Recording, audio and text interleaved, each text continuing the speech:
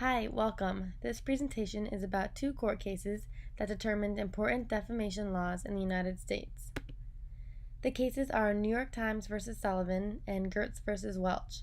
The New York Times v. Sullivan was a case involving a public figure, while Gertz v. Welch involved a private person.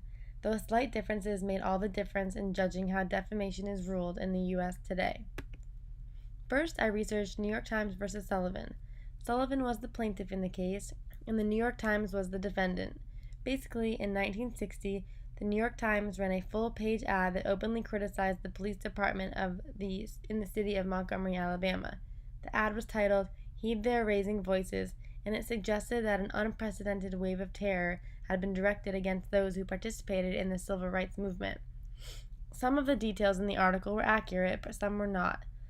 The police commissioner, L.B. Sullivan, took offense to the ad.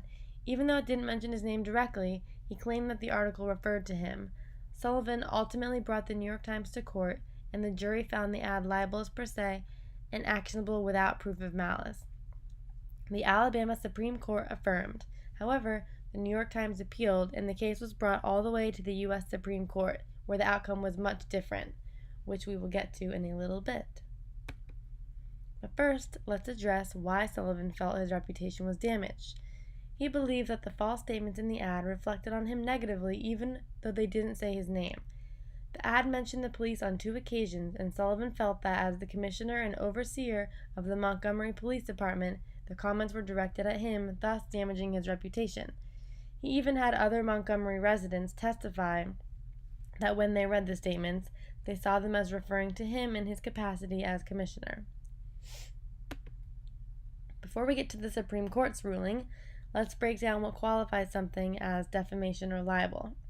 According to Nolo Online, libel occurs when a false and defamatory statement about an identifiable person is published to a third party, causing injury to the subject's reputation.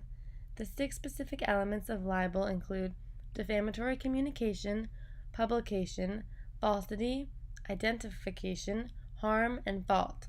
Plus, since Sullivan was a public official, he had to prove actual malice. According to the case records online, in order to win this case, Sullivan would have had to prove that the statements were made with knowledge of their falsity or with reckless disregard of the truth. Ultimately, even though the court and the Supreme Court of Alabama ruled in Sullivan's favor, the U.S. Supreme Court did not.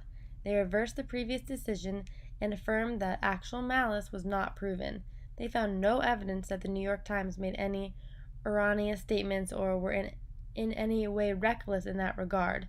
There was evidence that the New York Times was perhaps negligent in assuring that they were publishing accurate facts, but they were not acting recklessly.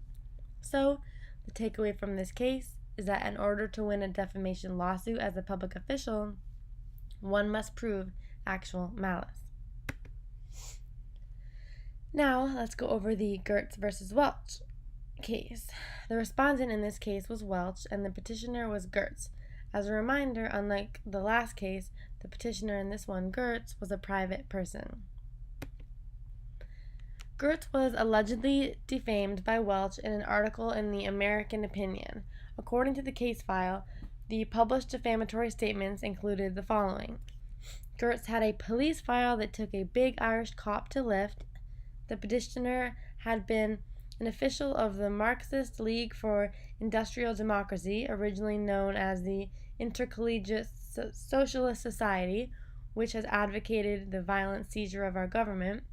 It labeled Gertz a Leninist and a communist fronter, and it stated that Gertz had been an officer of the National Lawyers Guild, described as a communist organization that probably did more than any other outfit to plan the communist attack on the Chicago police during the 1968 Democratic Convention.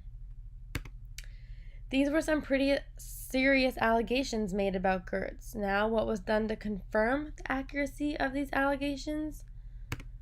Nothing. Astonishingly, the managing editor of the American Opinion made no effort to verify or substantiate the charges against the petitioner. So, how do I think these allegations affected Gertz's reputation? According to himself, The allegations injured his reputation as a lawyer and as a citizen.